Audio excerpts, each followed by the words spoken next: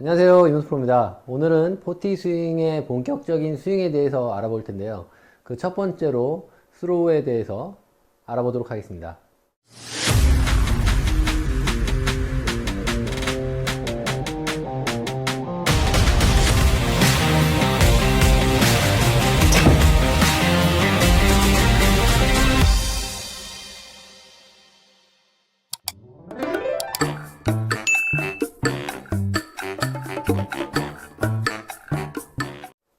스로우는 백스윙에서 제가 생각하는 가장 중요한 요소인데요.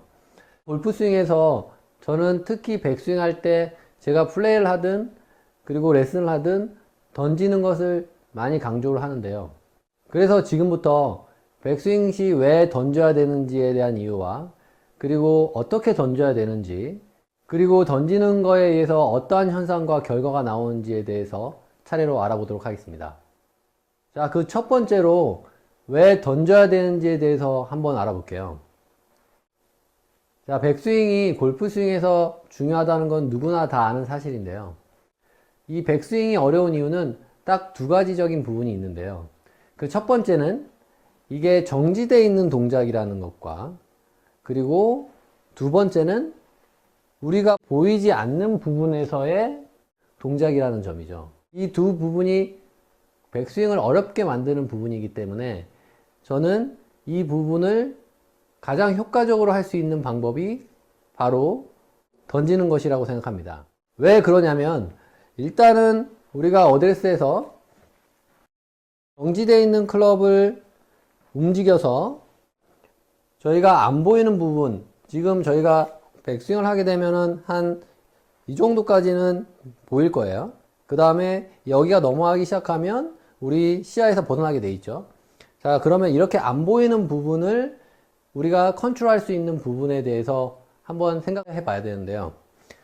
하지만 저도 그렇고 누구나 골퍼라면 누구나 이렇게 안 보이는 부분, 백스윙 할 때 이렇게 안 보이는 부분을 컨트롤 하려고 노력하면서 되게 딜레마에 빠지신 분들 많으실 거예요. 저도 한때는 그랬었고 이렇게 백스윙 할 때 어떠한 각도를 만들기 위해서 되게 노력을 했고 그 다음에 많은 노력을 했는데도 불구하고 심지어 백스윙 크기조차도 조절을 못했던 경험이 있거든요.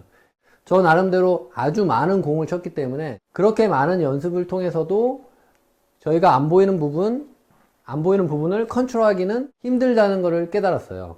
그래서 어떻게 하면 우리가 안 보이는 부분을 효과적으로 컨트롤할 수 있을까를 생각했던 거죠. 그래서 찾은 답이 바로 클럽의 관성을 이용하는 거예요. 보여지지 않는 부분을 우리가 보여지는 부분을 컨트롤해서 그 보여지는 부분에 의한 관성에 의해서 안 보이는 부분을 컨트롤할 수 있게 되는 것이죠. 자, 제가 한번 볼을 한번 쳐볼게요. 저는 어드레스를 하고 모든 집중을 테이크백 동작에 하게 돼 있죠.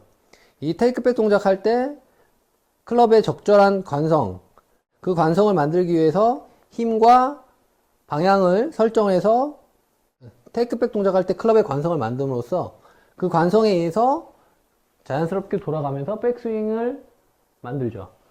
저는 이 많은 연습을 통해서 테이크백 동작할 때 클럽이 어느 방향으로 움직였을 때 이 클럽이 어떻게 반응할 거라는 것을 잘 이해하고 있죠. 그렇기 때문에 스윙을 할 때 단순히 내가 보여지는 테이크백 동작 할 때 클럽의 움직임을 만들어서 관성을 만들어서 자, 이렇게 스윙을 합니다. 자, 이때 이러한 움직임을 가장 설명하기 좋은 게 바로 던지라는 거죠.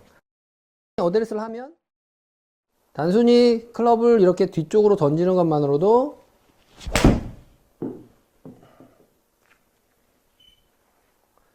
보여지는 걸 컨트롤해서 우리가 안 보이는 부분에 대해서 움직임을 컨트롤할 수 있게 되는 거죠. 바로 관성이라는 게 있기 때문이죠. 오늘은 왜 우리가 던지는 감각을 통해서 클럽의 관성을 만들어야 되는지에 대해서 알아보는 거고요. 그리고 나서 이러한 관성을 어떻게 만들 거고 그리고 그러한 관성에 의해서 어떠한 현상과 결과가 일어나는지에 대해서 이제 앞으로 차차 알아볼게요. 자, 이처럼 백스윙에서 필요한 거는 어드레스를 하고 나서 우리가 보여지는 부분, 즉 이 테이크백 동작 할 때 클럽의 관성을 이용해서 이 클럽의 테이크백 동작을 할 때 클럽이 만들어진 클럽이 몸을 감아 돌아가려는 관성을 이용해서 그 나머지 동작이 컨트롤 된다는 것을 이제 우리가 알았어요. 그러면 백스윙에서 가장 중요한 거는 바로 테이크백 동작할 때 정확한 클럽의 관성을 만드는 것이 가장 중요하겠죠. 그래야지 그 클럽의 관성에 의해서 백스윙이 정상적으로 자, 이렇게 올라가서 백스윙이 될 테니까요.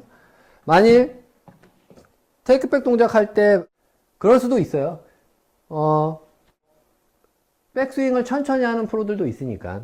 근데 백스윙을 천천히 하는 프로들은 그만큼 연습량이 많고 테이크백 이후에 아주 천천히 테이크백을 하고 나서도 그 이후에 클럽을 내가 컨트롤할 수 있는 능력과 연습이 돼 있기 때문에 가능한 거지, 그 동작이 이상적이라고는 볼 수 없다고 저는 생각하거든요.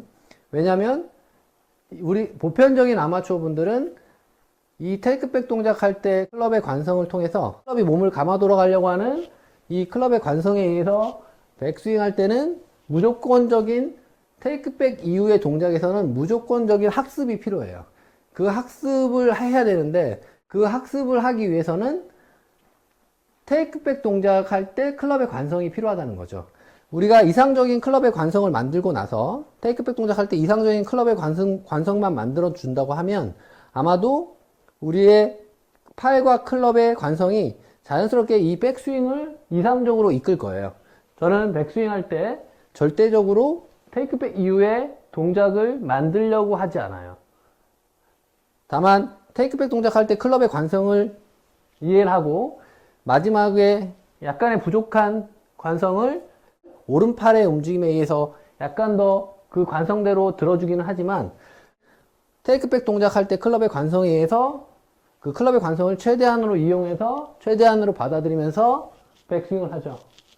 그렇기 때문에 백스윙 내가 이해하고 내가 느끼는 거는 테이크백 이후의 동작에 연연하는 것이 아니라 테이크백 동작을 더 정확하게 해서 그 동작에 의해서 그 다음에 자연스럽게 그 관성에 의해서 동작이 만들어지게 하는 거죠. 그래서 테이크백 이후에는 오히려 그 테이크백 동작할 때 클럽의 관성을 자연스럽게 받아들이기 위해서 팔과 몸의 긴장감을 많이 풀어야 되는 거죠.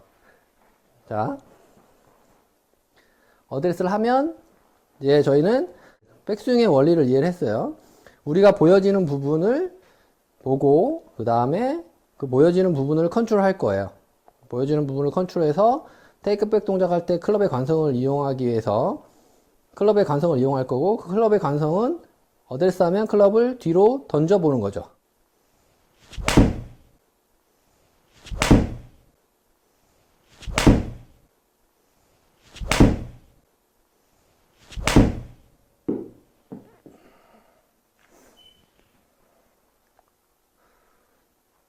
자, 이렇게 백스윙을 어떻게 해야 되는지, 어떤 동작을 해야 되는지 알아보는 것보다 이 백스윙이 어떠한 원리로 어떠한 요소에 의해서 이루어지는지를 먼저 알아야 돼요.